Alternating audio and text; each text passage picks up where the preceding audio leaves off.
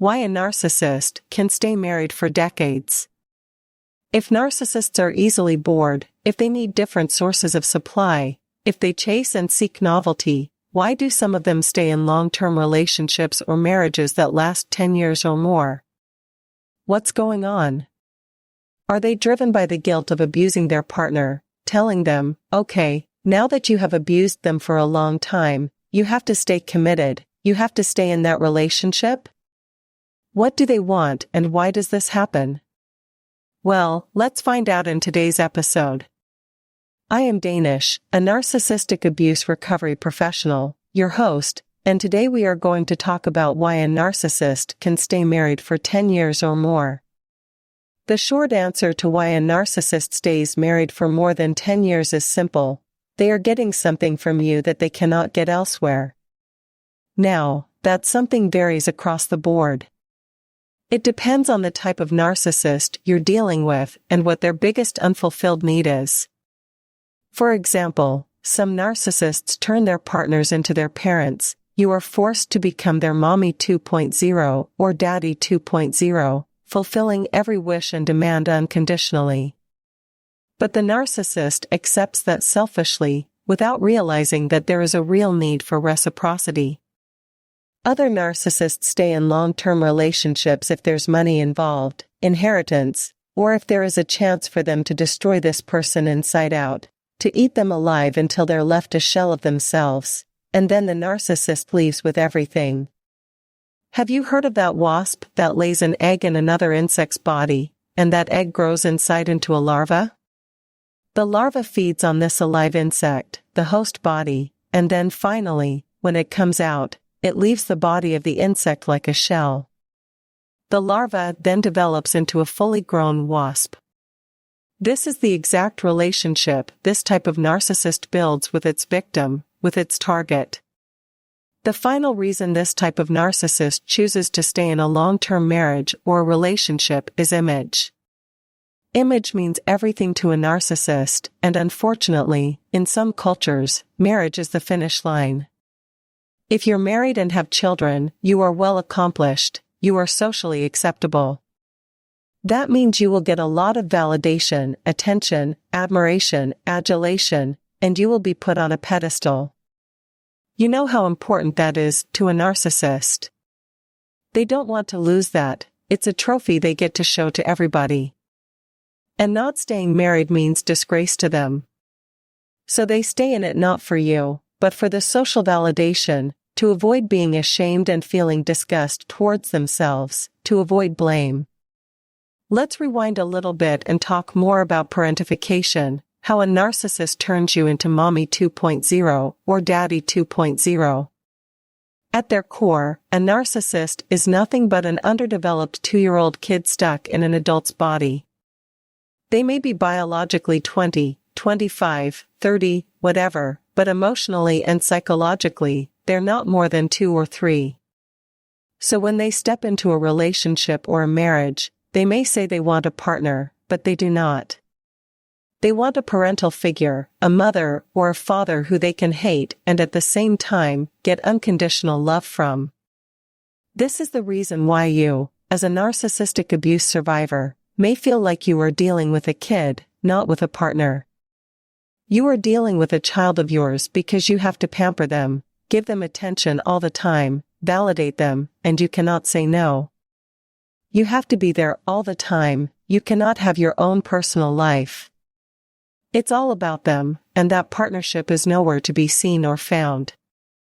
Things become more complicated, and you take on this role of a parent quite easily if you have your own trauma, which leads to you having weaker boundaries or having this unfulfilled need of being seen. Probably you had a narcissistic parent of your own who forced you to please them, to serve their needs, to serve their ego, so you were raised as a caretaker. Now, there is nothing wrong with caring for others, but when it happens at extreme levels and at the expense of your own sanity and stability, that is when it becomes a trauma response.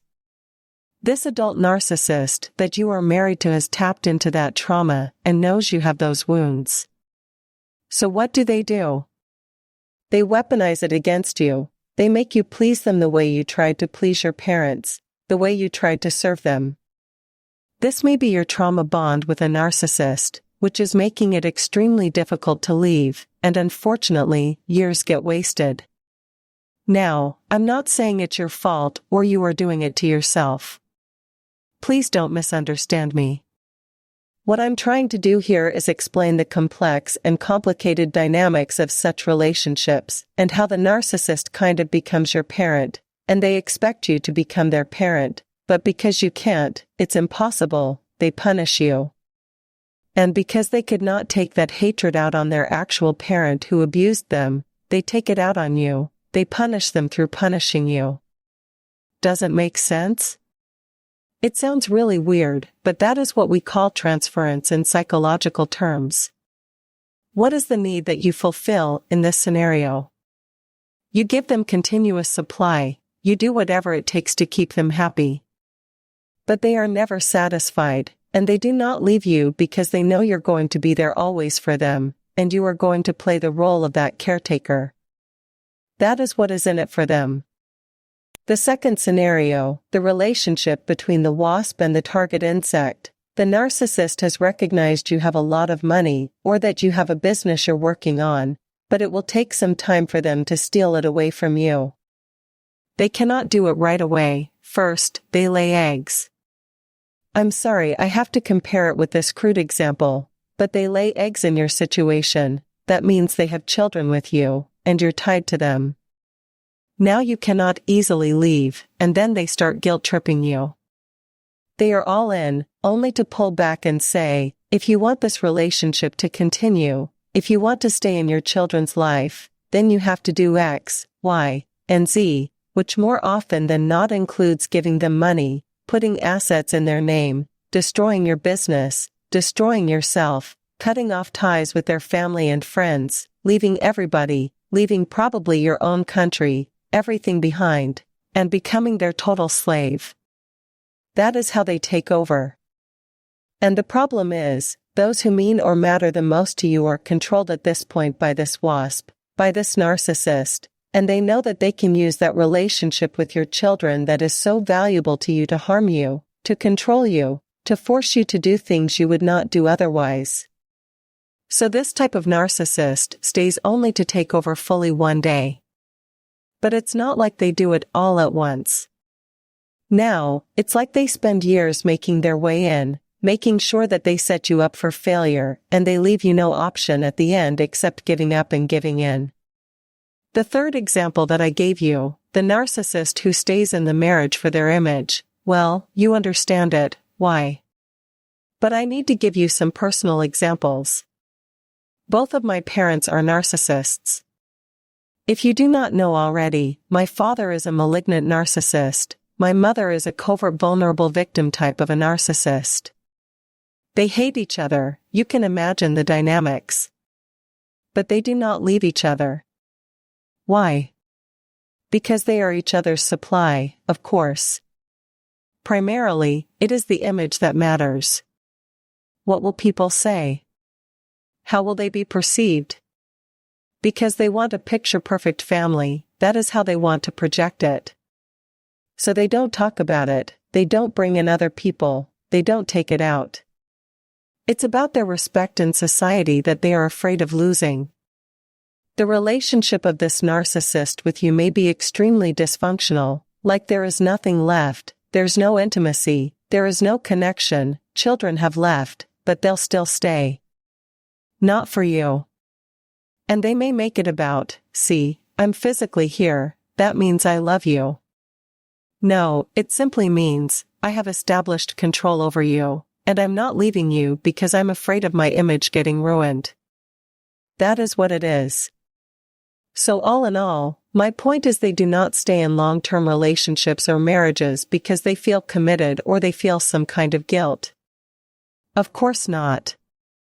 You know better than me how they cheat even when they are married. When they are in long-term relationships, they go out and do all sorts of stuff they're not supposed to do. But they always come back to their primary source of supply, because that is what they have to protect at all costs. It's about getting their main needs fulfilled. Sometimes it can be just having food to eat, clothes cleaned, washed, somebody there to take care of the children, and so on. That is what it is primarily all about.